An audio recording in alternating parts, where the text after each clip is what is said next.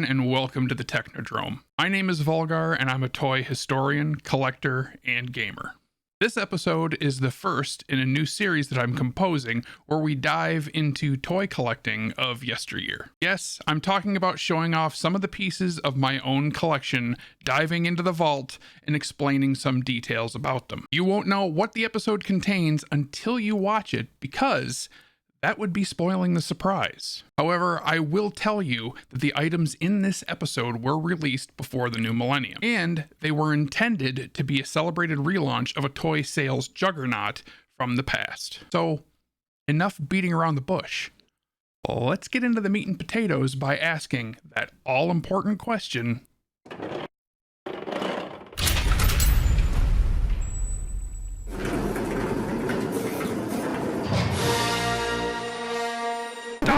oh my god, stop it right now. Play another second of that song and the mouse is gonna have my legs broke. Hey guys, before we get into the review, I just want to take a moment to say that if you're looking for this toy I'm reviewing, you can find it and a whole lot more at Big Bad Toy Store. I'm not even sponsored by them, but as a serious collector, this is where I shop, because they have the inventory to cover any fandom. Plus, I know when I buy from Big Bad Toy Store, my order is going to be processed quickly and arrive at my door in showroom condition. If you'd like to see what I mean, there's a link below the video in the description.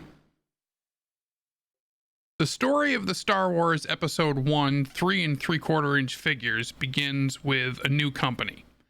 Kenner Toys had been the producer of the previous Star Wars figures from the beginning, but their most recent releases in the early and mid-90s had been received poorly by fans because of their questionable design changes. By the late 90s, toy giant Hasbro had purchased Kenner and was looking to flex its muscles with a new Star Wars line. In 1998, as a prelude to the release of Star Wars Episode 1, two preview items were made available: a battle droid on a speeder that was labeled Episode 1 coming in 1999, and a mail-away exclusive Jedi Master Mace Windu. This was our first look at a new human Star Wars character. The first one since Return of the Jedi hit theaters in 1983, and this time it was Samuel L. Jackson as a freaking Jedi. As you can see, Hasbro's art department didn't have full access to Lucasfilm as the movie was still in production when the toy was released. He doesn't have his signature purple-bladed lightsaber, most likely because that decision hadn't been made yet. I was so happy when this arrived in the mail. In 1998, I was a young lad of 21, had recently switched from collecting comic books to collecting action figures, and this one was my first ever mail-away exclusive. I was also in the habit of opening everything back then, and not keeping them mint in box. But as you can see, I resisted the urge to open him up, and so this guy has sat on my shelf for the past 22 years, just as the day I received him. The first wave of figures, vehicles, and beasts were not released until midnight, May 3rd, 1999. 16 days before the release of the film in theaters, making them the first real look that fans could get at the movie. The main characters consisted of Jedi Qui-Gon Jinn and his young apprentice Obi-Wan Kenobi, which, you have to admit, compared to the toys in the past, Hasbro was really nailing down the character likenesses this time around. I mean, look at Obi-Wan. He's the spitting image of Ewan McGregor in 1999. Then there's the focal character of the entire Star Wars saga, Anakin Skywalker, Luke and Leia's dad, Jedi-to-be and eventual Sith Lord Darth Vader. But who can think of all that foreshadowing when there's 9-year-old Jake Lloyd portraying him before all that corruption? I have Jedi Council members Mace Windu, Ki-Adi-Mundi, and Adi Gallia, which you can see they finally got the color of Sam Jackson's lightsaber correct, even though he doesn't actually ignite or use it until Episode 2. Now, I know some collectors prefer cloth robes on their Jedi, but these sculpted soft plastic robes were light years ahead of the old rigid vinyl capes and robes that we got from the vintage line back in the 80s. These are removable so that you can have them ready for battle if you want, but I like leaving them on when they're on display. Plus, they actually make a really nice slipcover for the figure because they're easier to dust than the figures themselves. And we come to the villains of our little tale, Darth Sidious and Maul. This being not only the first figures of a Sith other than Darth Vader, but it was also the first time a lightsaber had a radical new design that was more than just a flashlight with a colored blade on it. Now, back in 1999, hardcore fans may have known the identity of Darth Sidious due to the expanded universe referring to the Emperor in the original trilogy as Emperor Palpatine, or Palpatine, however you want to pronounce it. But as far as Lucasfilm was concerned, there was a whole new generation of fans out there that would be starting the saga with this new movie. So as you can see, Darth Sidious does look slightly different than Senator Palpatine, seen here alongside Chancellor Valorum. Believe it or not, these two figures are a couple of my favorites out of my entire Star Wars collection, mainly for their decorating. The details on their clothing and the paintwork is just incredible, even by modern standards. First of all, look at Chancellor Valorum. In order to do all of those colors in that manner, it would first take a base coat of red to color the entire robe. That way, it would get into all the pits and crevices. Then, it would need to be hand painted with blue, being careful not to fill in all the indentations. And then finally, a light dry brushing with the burnt yellow color as highlights. That's a lot of work on a mass-produced figure. Then there's Palpatine, who not only looks amazing, but this was when Hasbro was experimenting with invisible accessories. You see how the camera droid is on a clear plastic stand that's plugged into the base? That's to give the impression that it is hovering, which was a new idea for toys at the time. And now we come to some supporting cast members. One of the Trade Federation battle droids, naked C-3PO with his parts showing, Naboo pilot Rick Olay, and Queen Amidala's handmaiden Padme. Plus, Padme comes with her little bone-handled iPad that she used to watch Anakin in the Boonta Eve pod race. Lastly, there's the combat action figures. For some reason, the lower half of both Darth Maul and Qui-Gon's tunics are made of cloth and not molded plastic as with every other figure. Their arms are both sculpted into these combat poses, which don't really lend them to be doing anything other than swinging their lightsabers wildly. This time, however, one of the blades in Darth Maul's lightsabers is removable, so you have a choice to display him with one blade or two if you don't have the other Maul figure. Did you notice all those clear plastic stands that all the figures had? They have a secondary purpose. They're called Comtech chips, and when used in conjunction with this Comtech reader, something amazing happens. This Comtech reader, by the way, is modeled after Qui-Gon Jinn's comlink that he used in the movie, which itself was made by repurposing a lady's razor. And now, let's see what it does. Okay, so here we have the Star Wars Episode 1 Comtech reader, which was modeled after a lady's razor. And I'm just going to show you some of the things this thing was designed to do. So, as you may have noticed when you were looking at the individual figures, the stand that they are on is slightly different. Well, that is because there's a little picture of the character on each one, and on the bottom there's also a description. This one is number 35. It says Battle Droid, and its status says Foot Soldier of the Trade Federation Army, and there is a little microchip right there. Now what that is for is the Comtech reader you turn on, And then you just place this on the ComTech reader. Where are you taking them? And it will recite various lines from the movie. Well, not just the movie. Sometimes You're under arrest. sometimes they add lines that weren't in the movie. Clear them away. For instance, let's see, I think C-3PO? Hello, I am C-3PO human cycle creations. Okay, that one was from the movie. How might I serve you? That one I don't believe was. My plots are showing. Oh my goodness.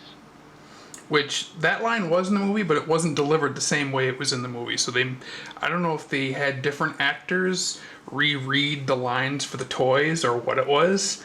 But some of them are just absolutely outrageous. For instance, here's Darth Maul.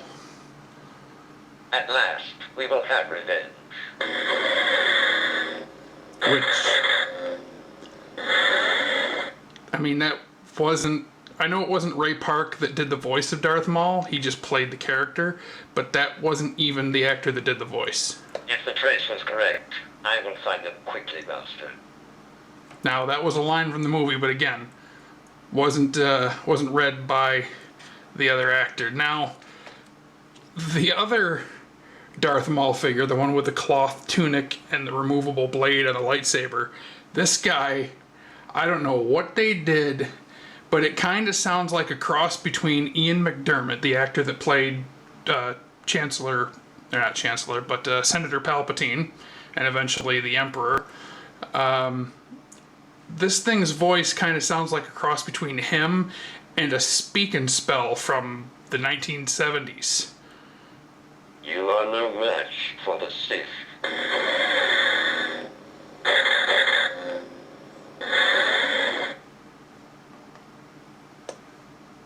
You are powerless against the dark side. I don't know what that was. Now, Ian McDiarmid, his Senator Palpatine figure, does sound similar to him. The Republic is not what it once was. He's got that nasally kind of twang to his voice. The Senate is full of greedy, swamping delegates. Now, one of the cool things about these is, depending on the characters you have, they can hold conversations. Like here is Qui-Gon and Obi-Wan. Now, because these characters had several lines together in the movies, they somehow programmed this thing so that some of these lines work with each other. For instance, with these two, let's see if I can get Qui-Gon to... wait. No, I'll get Obi-Wan to start it. The Council have granted me permission to train you. There's a line he says where he says, "Don't defy the Council, Master." Not again, I think is one of what he's talking to Qui-Gon. You will be a Jedi, I promise. Do not defy the Council, Master, not again. Okay, now if I go immediately with Qui-Gon, Anakin will become a Jedi, I promise you. and it'll always do that. Like, Be wary. I sense a disturbance in the Force. so every time Obi-Wan says, "Do not defy the Council," Qui-Gon will always answer with, "Anakin will become a Jedi." Do not defy the Council, Master, not again. Anakin will become a Jedi, I promise you. They did that specifically so that the figures could basically socialize with each other, so that, as you know, if you were a kid playing with this, you could reenact scenes from the movie. Sidious and Darth Maul do the same thing, I believe. I just have to remember which one to do first. I think Sidious is the first one. You have done well, Viceroy. Nope, not that one.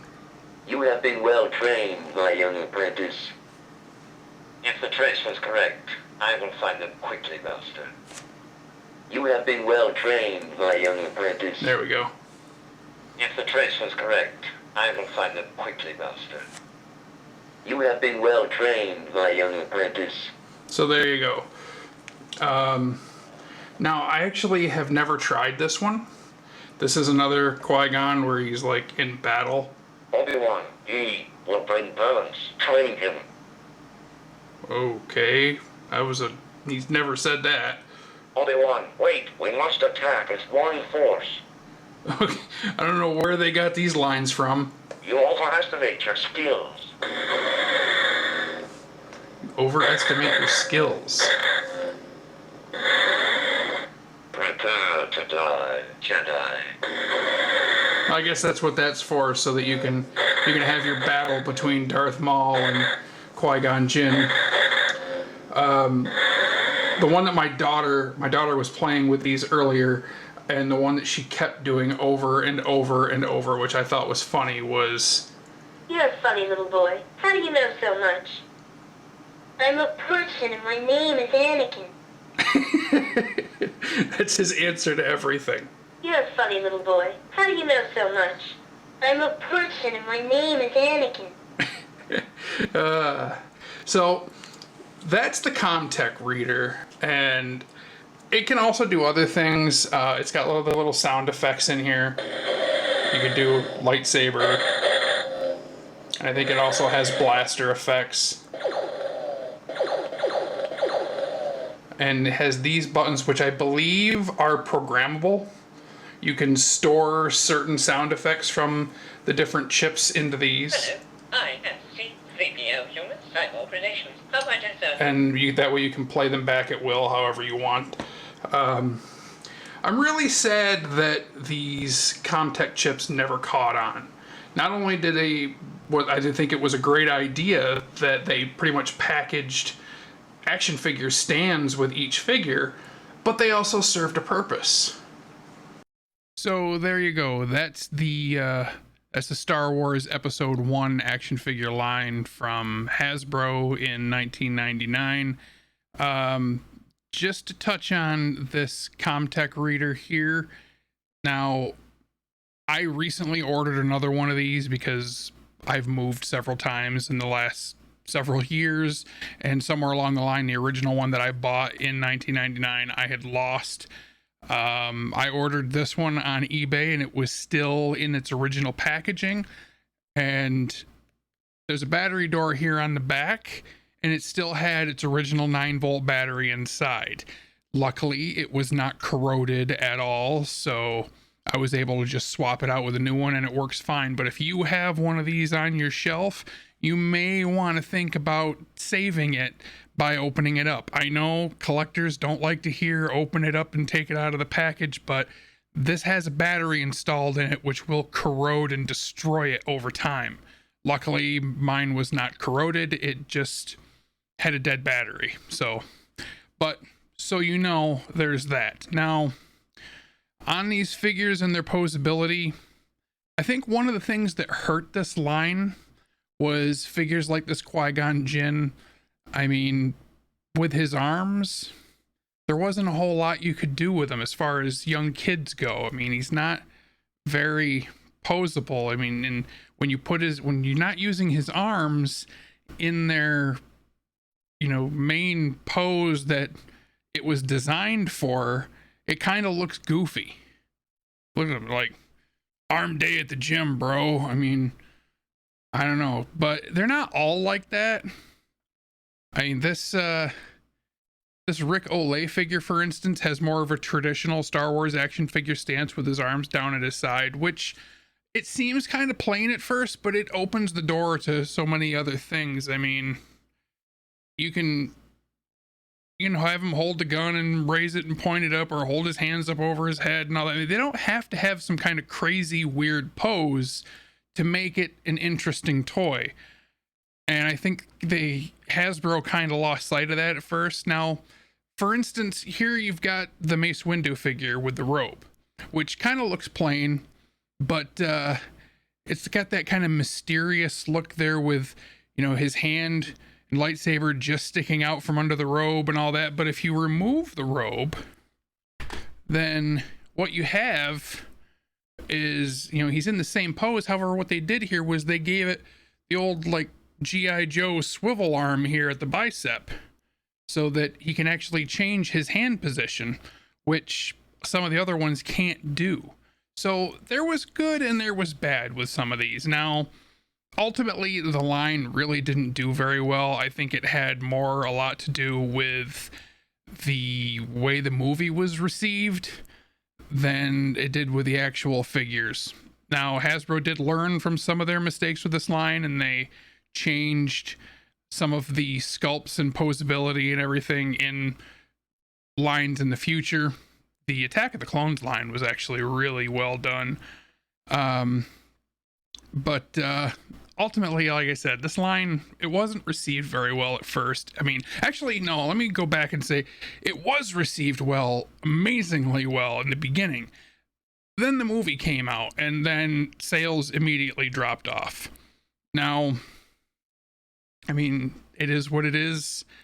But the good news is, if you're a collector that's still interested in getting these today, they're not in high demand. You can get them at a relatively cheap price. I actually picked up a couple of bundles of these things on eBay for less than $10. I got like 6 or 8 figures in 2 different lots for less than $10 each. I actually have a few Senator Palpatines here, mint on card. Well, not mint on card, but still in packaging on card. One of them is really good. The card is clean with no creases or bent corners and all that, or no stickers on it. Like this one still has a couple of price tags on it where it was marked down a few times. And that one is on a shelf in a room upstairs. This is an extra one that I haven't figured out what I'm going to do with. I might do a giveaway. I might put it back on eBay. I don't know. I haven't decided. But that's essentially Star Wars Episode 1, guys. This one, it's always kind of held a little special place for me. My grandfather passed away in 1998, and in 99, when Episode 1 came out, I asked my grandmother when the last time she had been to a movie was, and she couldn't remember, which had pretty much meant at least my entire life up to that point. So I took her to go see Star Wars Episode 1, even though she wasn't a big sci-fi fan, and she sat there and we watched the entire thing. And as we were leaving the movie theater, I turned to her and I said, "Well, what did you think?" And she thought about it for a second and she said, "I want one of those laser swords." Which that made the entire trip worth it to hear those words come out of her mouth. And sadly, she passed away 7 years later in 2006. But every time I see or think about Star Wars Episode 1, I remember that day. And I don't know, maybe if nothing else, maybe this video has put a smile on your face. So thanks for watching, and we'll see you next time.